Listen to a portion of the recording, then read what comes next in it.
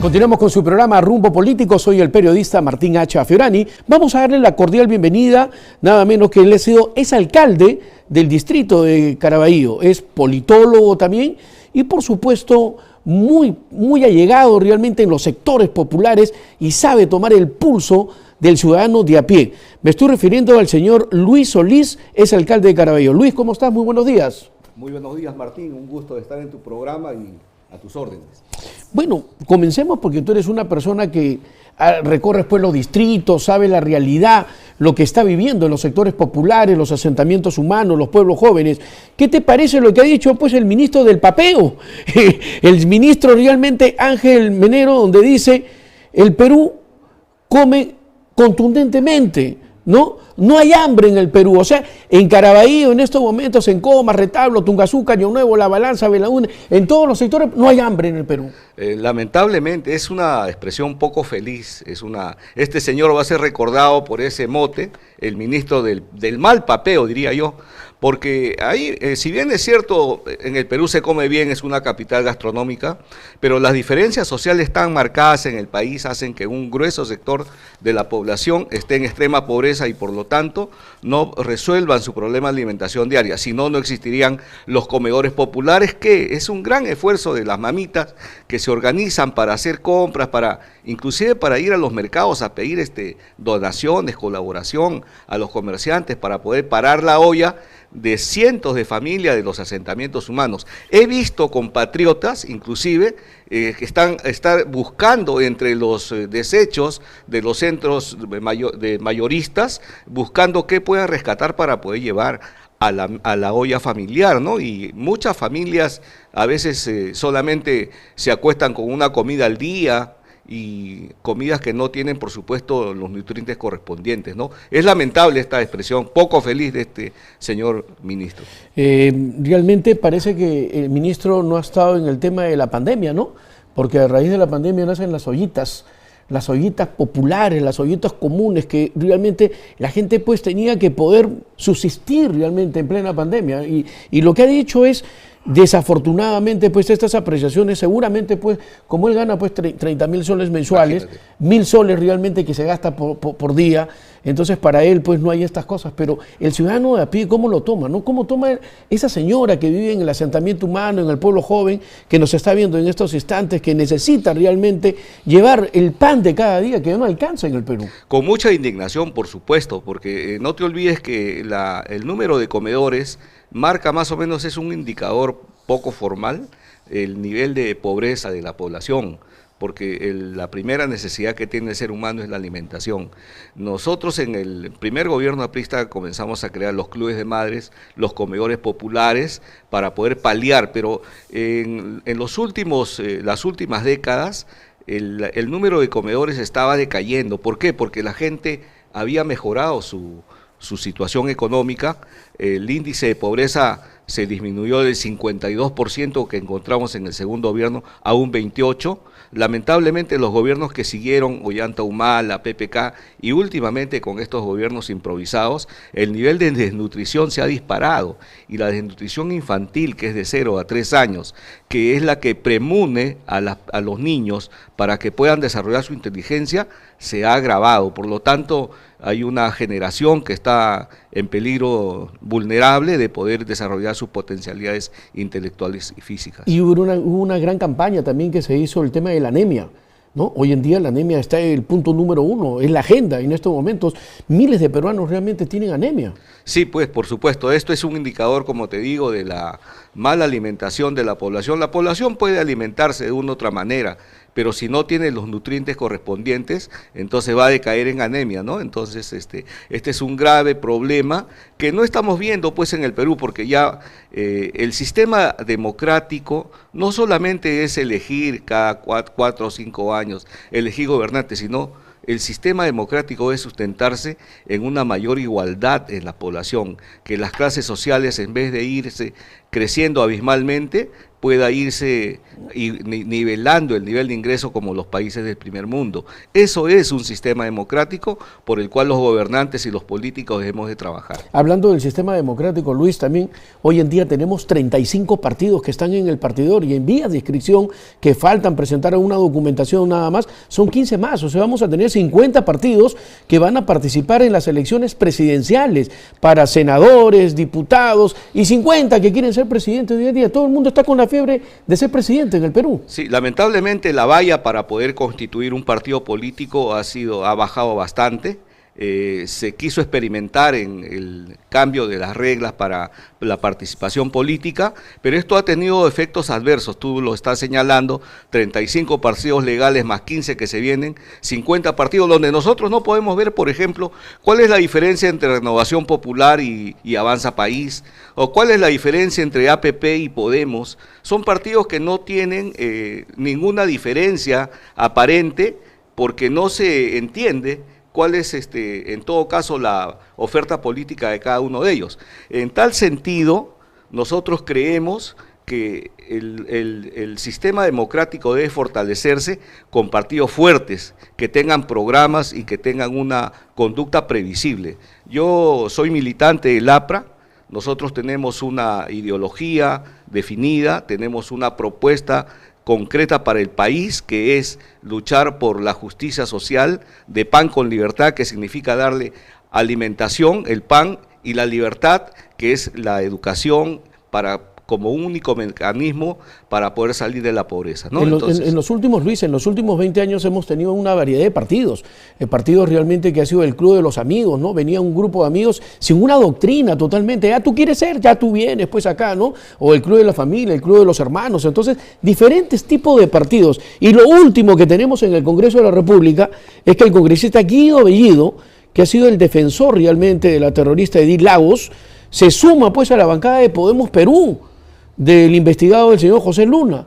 Eso es un arroz con mango. Lo que pasa es que los partidos ahora son vistos como emprendimientos familiares, como empresas, como franquicias. O sea, yo hago mi partido para poder enriquecerme. ¿Por qué? Porque los candidatos están buscando un logo, una marca que los pueda cobijar, que los pueda llevar en las listas, y al momento de la inscripción pues tienen que pagar grandes cantidades de dinero, ¿no? Entonces, los partidos que son mercantilistas, que son partidos que son vistos como empresas, son partidos que una vez en el poder buscan recuperar la inversión. Entonces ahí es donde interviene las consecuencias de la corrupción, y la corrupción es el gran mal endémico en el país, porque son 7.000 millones de dólares anuales, según cifras de diversos observatorios independientes, que con esos dineros que se van en la corrupción, que se pierden en la corrupción, tranquilamente podrían resolverse los problemas de infraestructura sanitaria, de los asentamientos humanos, de los sectores populares. No estarían pasando hambre, ¿no? Las madres de los asentamientos humanos, ¿no? Entonces, es un tema que hay que combatir, la corrupción que es generada por los partidos franquicia, por los partidos empresa. Hace un momento que entrevisté al señor Carlos Choque, él hablaba, ¿no? De ese gran hombre que cobraba solamente un sol, Víctor Raúl Laya de la Torre, un sol nada más cobraba, dejaba como ejemplo hoy en día, ¿no?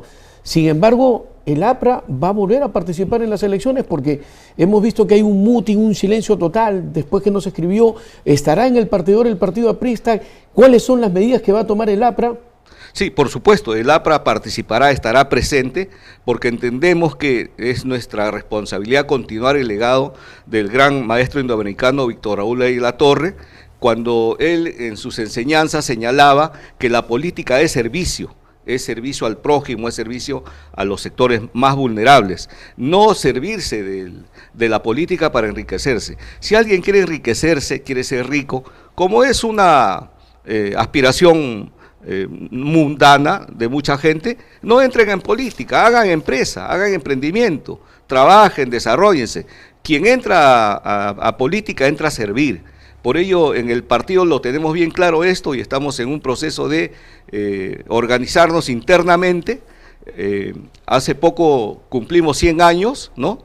Y tuvimos una gran convocatoria, más de 15.000 personas en Hacho, lo cual significó el relanzamiento del partido, porque los apristas están esperando una convocatoria nacional para poder comenzar a caminar las calles y llevar el mensaje aprista, que es un mensaje de esperanza, que es un mensaje de servicio, porque el APRA es un partido que trabaja por un programa de gobierno que favorece fundamentalmente a los pobres y por una visión de país que busque el desarrollo nacional, convocando a los capitales extranjeros, pero bajo las condiciones que el Estado peruano pueda darse, ¿no? Para generar desarrollo con armonía y con respeto al medio ambiente fundamentalmente. Y el respeto a todos hoy en día, porque en el Congreso se ha perdido el respeto para todos. Los parlamentarios, este Congreso realmente que no goza de una alta aprobación, sino desaprobación total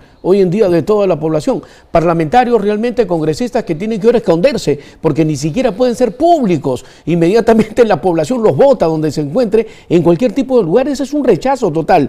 Como aquellos tiempos inolvidables cuando estaba pues en la Cámara de Senadores, de Diputados, que existía Luis Alberto Sánchez, Grundin, Bobby del Villar, Vallerrestra, Luis Bedoya Reyes, o sea, grandes políticos que dictaban pues una cátedra, ¿no? Ahí estaba también Antero Flores Arauz. Entonces nos han dejado realmente un legado que se ha perdido últimamente. Hoy en día, como tú lo has dicho, los partidos han nacido, en los últimos 25 años, han nacido un montón de partidos simplemente con intereses familiares o intereses que tú pagas un cupo y yo simplemente soy de ese partido para poder llegar y hacer lo que yo quiero.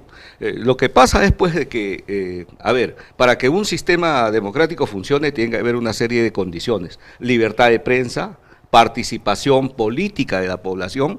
Lo que está sucediendo en este momento en el sistema democrático peruano, que es un sistema semipresidencialista porque el Congreso puede declarar la vacancia del presidente y por otro lado el presidente puede disolver el Congreso bajo mecanismos constitucionales.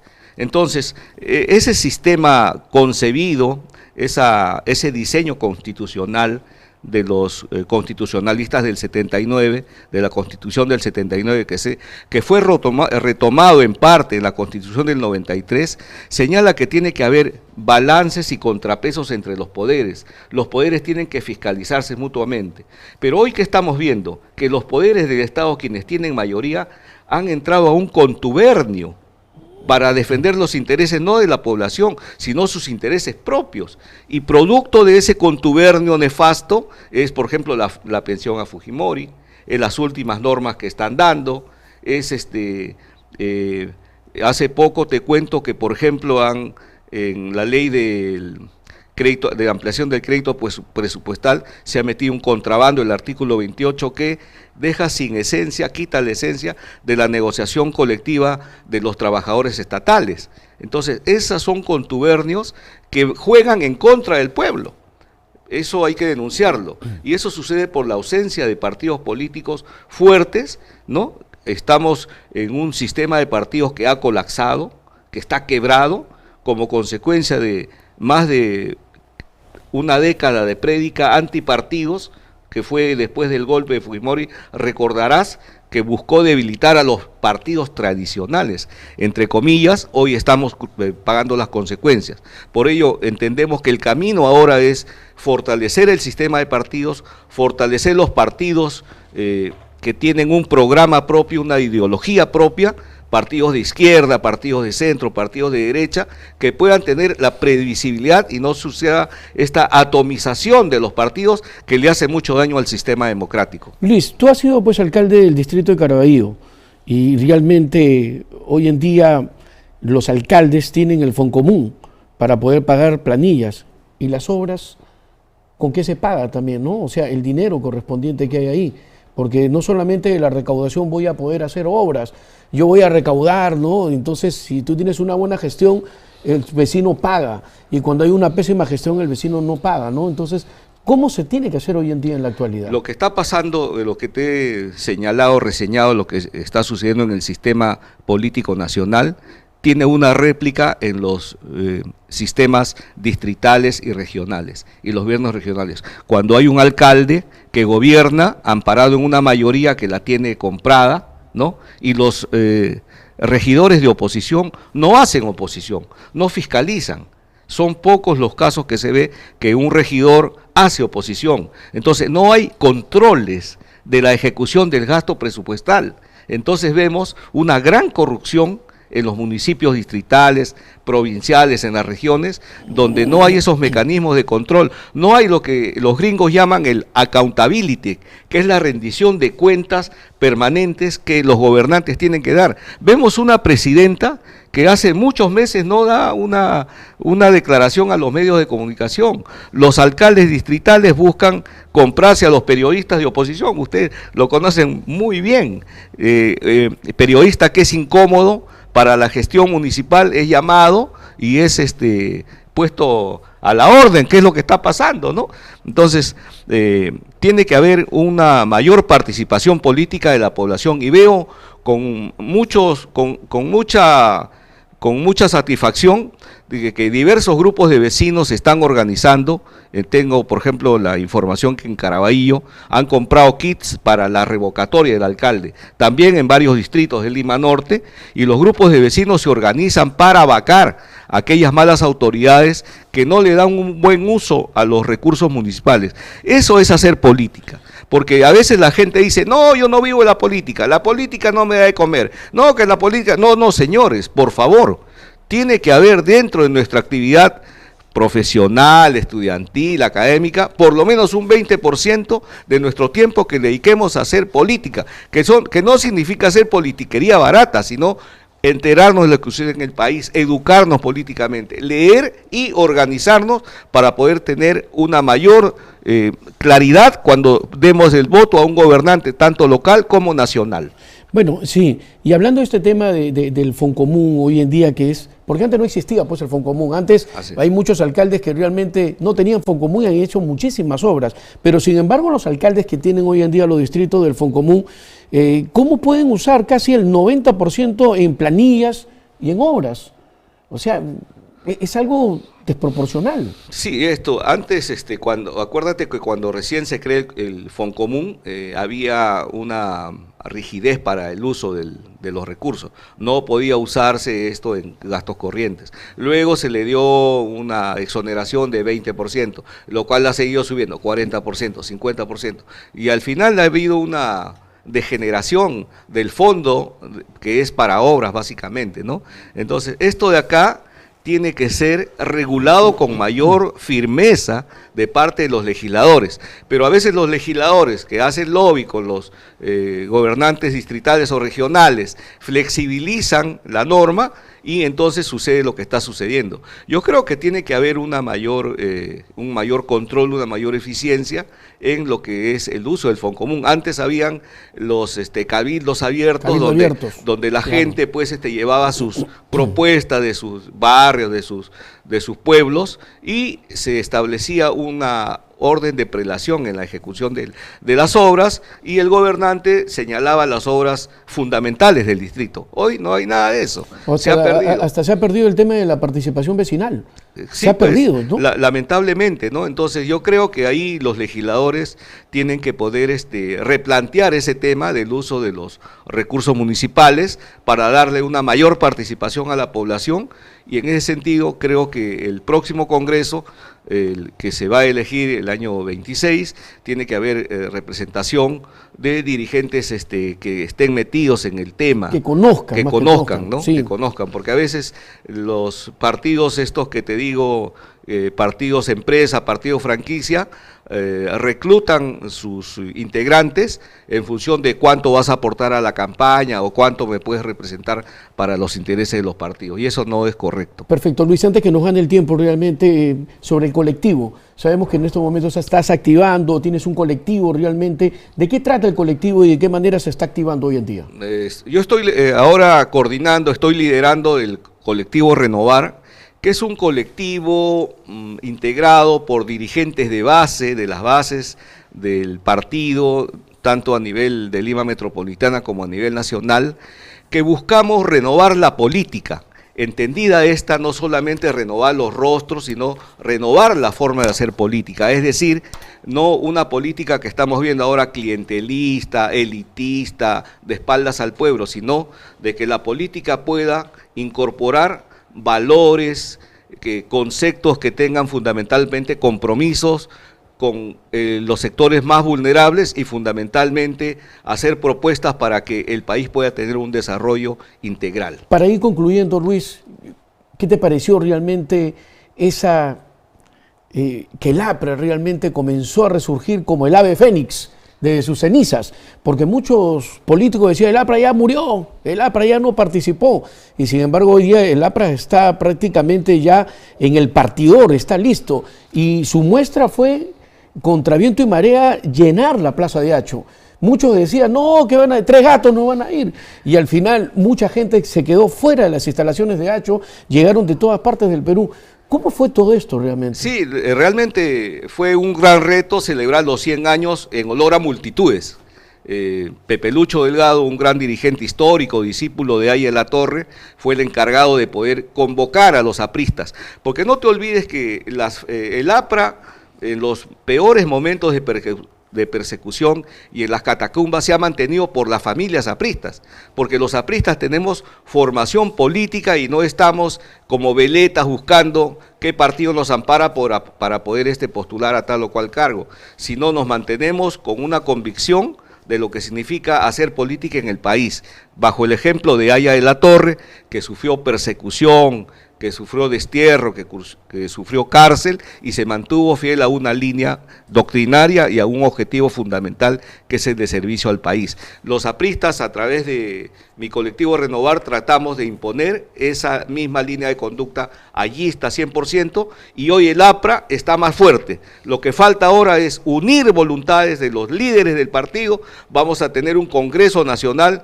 Ojalá que en los próximos meses se haga la convocatoria y podamos nosotros poder nuevamente salir organizados para llevar el mensaje de fe y esperanza al pueblo peruano por un futuro mejor para todos los peruanos. Perfecto, muchísimas gracias, Luis. El APRA nunca muere. Por supuesto, el APRA nunca muere.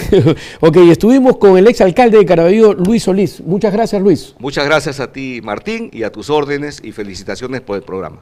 Ok, muchas gracias. Tenemos que despedir nuestro programa.